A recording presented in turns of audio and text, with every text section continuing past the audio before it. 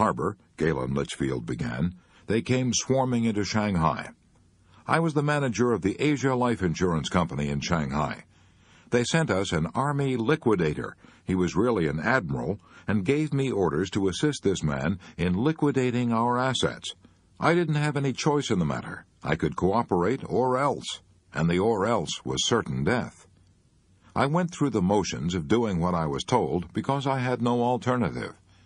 But there was one block of securities worth $750,000 which I left off the list I gave to the admiral. I left that block of securities off the list because they belonged to our Hong Kong organization and had nothing to do with the Shanghai assets. All the same, I feared I might be in hot water if the Japanese found out what I'd done, and they soon found out. I wasn't in the office when the discovery was made, but my head accountant was there. He told me that the Japanese admiral flew into a rage and stamped and swore and called me a thief and a traitor. I had defied the Japanese army. I knew what that meant. I would be thrown into the bridge house. The bridge house, the torture chamber of the Japanese Gestapo. I had had personal friends who had killed themselves rather than be taken to that prison. I had other friends who had died in that place after 10 days of questioning and torture. Now I was slated for the bridge house myself. What did I do? I heard the news on Sunday afternoon. I suppose I should have been terrified, and I would have been terrified if I hadn't had a definite technique for solving my problems. For years, whenever I was worried, I had always gone to my typewriter and written down 2 questions, and the answer to these questions. 1. What am I worrying about? 2. What can I do about it? I used to try to answer those questions without writing them down, but I stopped that years ago. I found that writing down both the questions and the answers clarifies my thinking. So that Sunday afternoon, I went directly to my room at the Shanghai YMCA and got out my typewriter. I wrote, 1. What am I worrying about? I am afraid I will be thrown into the bridge house tomorrow morning.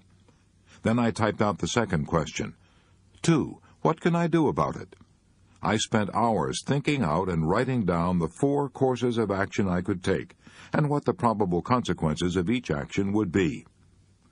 1. I can try to explain to the Japanese admiral, but he doesn't speak English. If I try to explain to him through an interpreter, I may stir him up again. That might mean death, for he is cruel, would rather dump me in the bridge house than bother talking about it. 2. I can try to escape. Impossible. They keep track of me all the time. I have to check in and out of my room at the YMCA. If I try to escape, I'll probably be captured and shot. 3. I can stay here in my room and not go near the office again. If I do, the Japanese admiral will be suspicious, will probably send soldiers to get me and throw me into the bridge house without giving me a chance to say a word. 4. I can go down to the office as usual on Monday morning. If I do, there's a chance that the Japanese admiral may be so busy that he will not think of what I did. Even if he does think of it, he may have cooled off and may not bother me. If this happens, I'm all right. Even if he does bother me, I'll still have a chance to try to explain to him. So, going down to the office as usual on Monday morning and acting as if nothing had gone wrong gives me 2 chances to escape the bridge house. As soon as I thought it all out and decided to accept the 4th plan, to go down to the office as usual on Monday morning, I felt immensely relieved. When I entered the office the next morning, the Japanese admiral sat there with a cigarette dangling from his mouth. He glared at me, as he always did, and said nothing. 6 weeks later, thank God, he went back to Tokyo, and my worries were ended. As I've already said, I probably saved my life by sitting down that Sunday afternoon and writing out all the various steps I could take, and then writing down the probable consequences of each step, and calmly coming to a decision. If I hadn't done that, I might have floundered and hesitated and done the wrong thing on the spur of the moment. If I hadn't thought out my problem and come to a decision, I would have been frantic with worry all Sunday afternoon. I wouldn't have slept that night. I would have gone down to the office Monday morning with a harassed and worried look, and that alone might have aroused the suspicion of the Japanese admiral and spurred him to act. Experience has proved to me, time after time, the enormous value of arriving at a decision. It is the failure to arrive at a fixed purpose, the inability to stop going round and round in maddening circles, that drives men to nervous breakdowns and living hells. I find that 50% of my worries vanish once I arrive at a clear, definite decision, and another 40% usually vanish once I start to carry out that decision. So I banish about 90% of my worries by taking these 4 steps. 1. Writing down precisely what I am worrying about. 2. Writing down what I can do about it. 3. Deciding what to do. 4. Starting immediately to carry out that decision. Galen Litchfield became the Far Eastern Director for Starr, Park & Freeman Incorporated, representing large insurance and financial interests. This made him one of the most important American businessmen in Asia, and he confessed to me that he owed a large part of his success to this method of analyzing worry and meeting it head-on. Why is his method so superb? Because it's efficient, concrete, and goes directly to the heart of the problem. On top of all that, it is climaxed by the third and indispensable rule: do something about it. Unless we carry out our action, all our fact-finding and analysis is whistling up wind. It's a sheer waste of energy. William James said this: when once a decision is reached and execution is the order of the day, dismiss absolutely all responsibility and care about the outcome. In this case, William James undoubtedly used the word care as a synonym for anxiety. He meant, once you've made a careful decision based on facts, go into action. Don't stop to reconsider. Don't begin to hesitate, worry, and retrace your steps. Don't lose yourself in self-doubting, which begets other doubts. Don't keep looking back over your shoulder. I once asked Wade Phillips, one of Oklahoma's most prominent oil men, how he carried out decisions. He replied, I find that to keep thinking about our problems beyond a certain point is bound to create confusion and worry. There comes a time when any more investigation and thinking are harmful.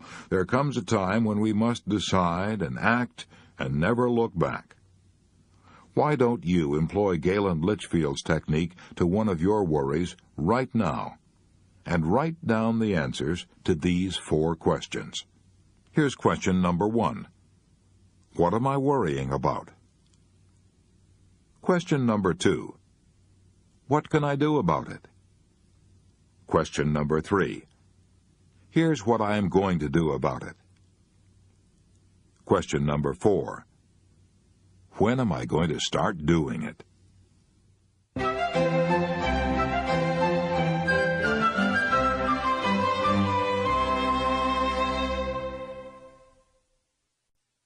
Chapter 5.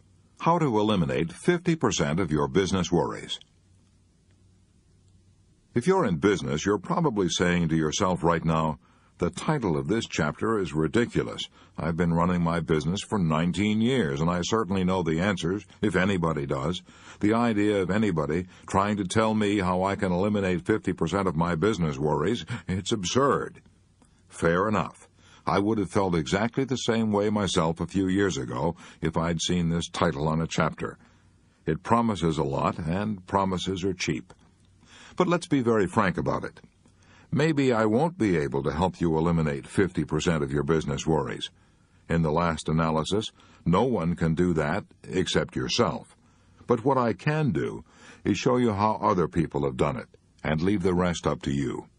You may recall that earlier in this book I quoted the world-famous Dr. Alexis Carrel as saying, "Those who do not know how to fight worry die young." Since worry is that serious, wouldn't you be satisfied if I could help you eliminate even 10% of your worries? Yes? Good. Well, I'm going to show you how one business executive eliminated not 50% of his worries, but 75% of all the time he formerly spent in conferences trying to solve business problems.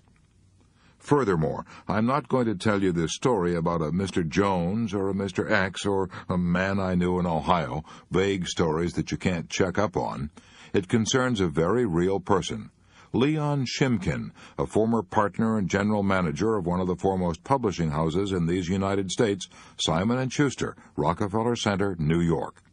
Here is Leon Shimkin's experience in his own words. For 15 years, I spent almost half of every business day holding conferences, discussing problems. Should we do this or that or nothing at all?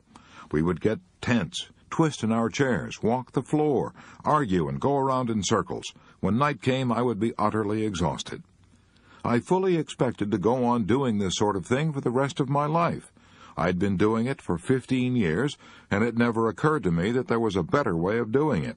If anyone had told me that I could eliminate 3/4 of all the time I spent in these worried conferences and 3/4 of my nervous strain, I would have thought he was a wild-eyed, slap-happy armchair optimist. Yet I devised a plan that did just that.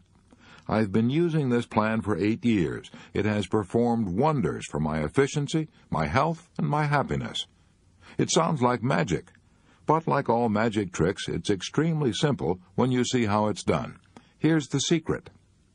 First, I immediately stopped the procedure I had been using in my conferences for 15 years, a procedure that began with my troubled associates reciting all the details of what had gone wrong and ended up by asking, "What shall we do?" Second, I made a new rule. A rule that everyone who wishes to present a problem to me must first prepare and submit a memorandum answering these 4 questions. Question 1. What is the problem? In the old days, we used to spend an hour or two in a worried conference without anyone's knowing specifically and concretely what the real problem was. We used to work ourselves into a lather discussing our troubles without ever troubling to write out specifically what our problem was. Question 2. What is the cause of the problem?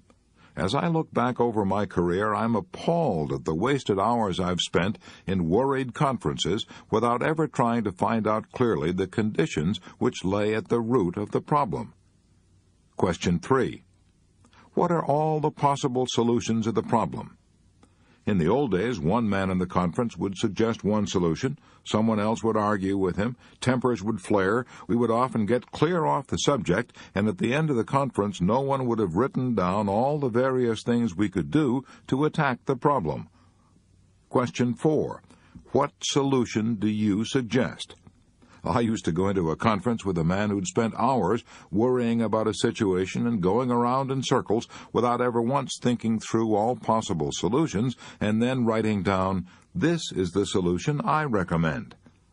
My associates rarely come to me now with their problems. Why? Because they've discovered that in order to answer those 4 questions, they have to get all the facts and think their problems through.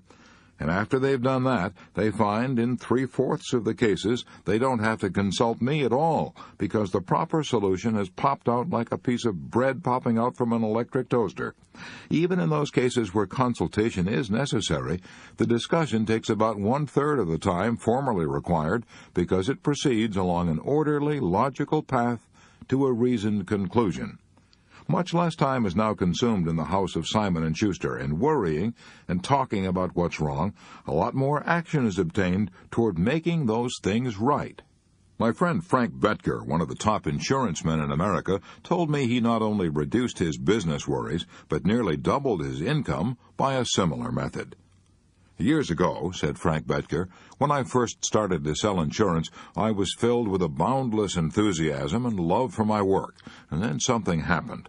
I became so discouraged that I despised my work and thought of giving it up.